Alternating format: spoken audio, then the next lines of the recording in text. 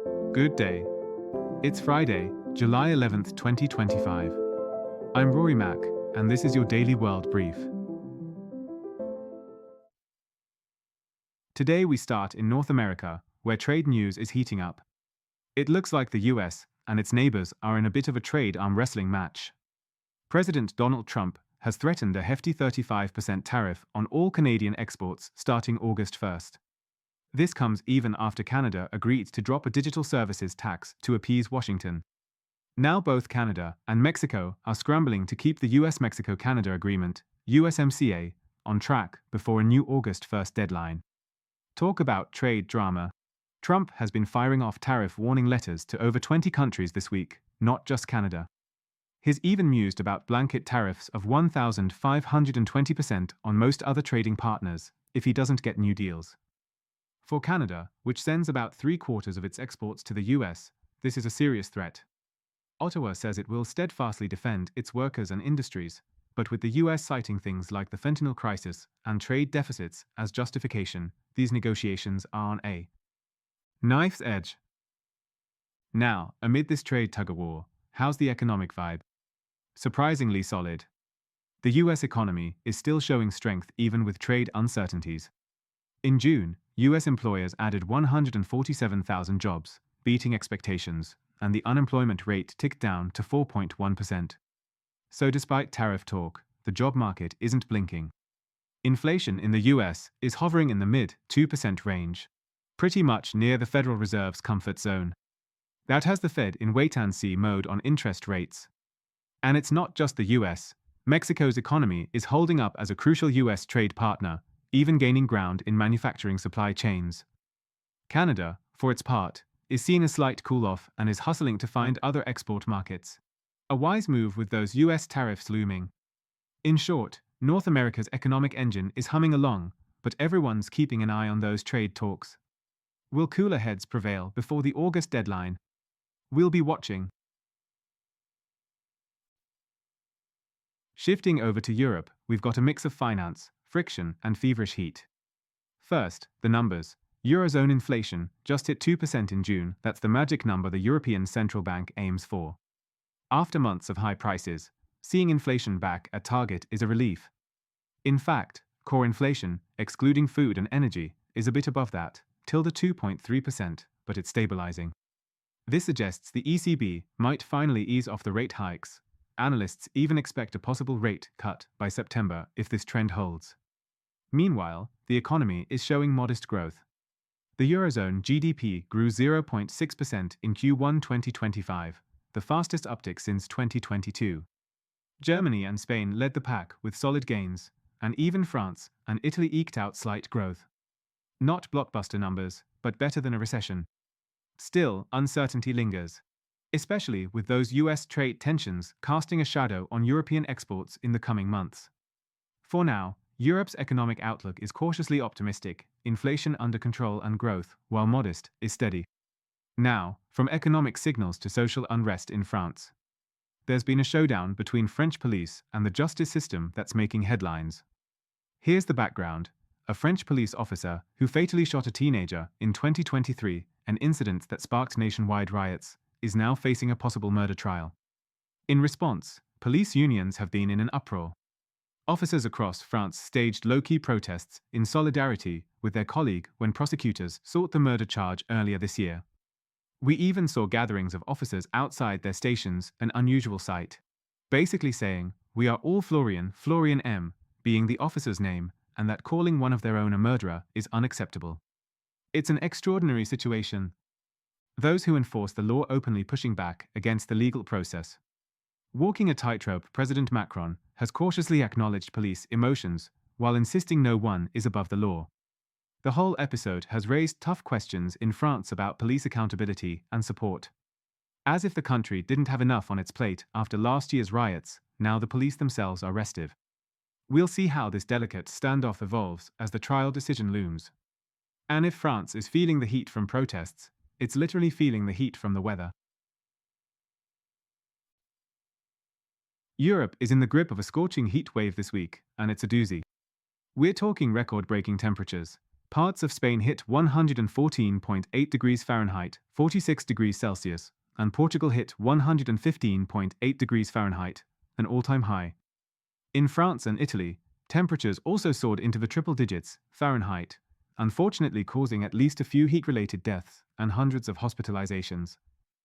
The heat has been so intense that iconic landmarks had to take precautions. In Greece, they closed the Acropolis in the afternoons to protect tourists and workers from 107 degrees Fahrenheit heat. Paris saw the Eiffel Tower's summit closed for several days as the city sizzled. Even Switzerland had to dial down a nuclear power plant because the river water was too warm to cool it. And let's not forget the wildfires. Blazes have erupted in parts of Greece, Spain, and Turkey, forcing evacuations of thousands of people. It's a vivid reminder that Europe's summers are getting hotter. In fact, climate reports say Europe is the world's fastest warming continent, about 2.3 degrees Celsius warmer than pre-industrial times. No kidding, it feels like it.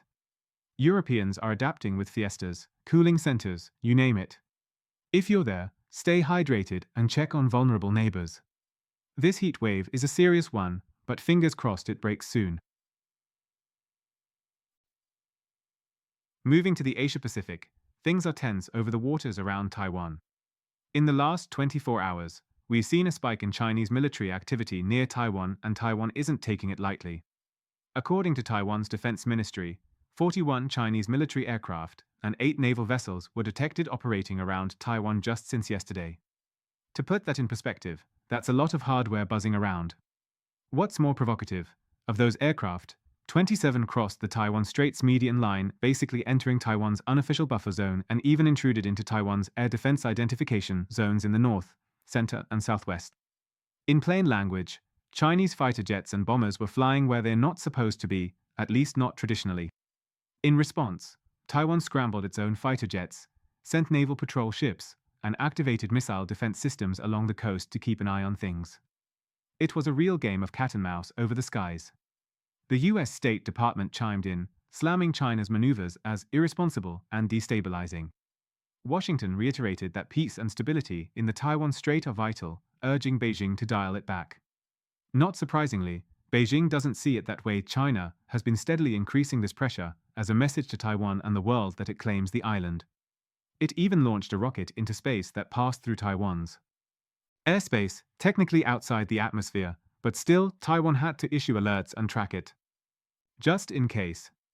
So, it's been an eventful day around Taiwan. Now, Taiwan isn't standing idle either.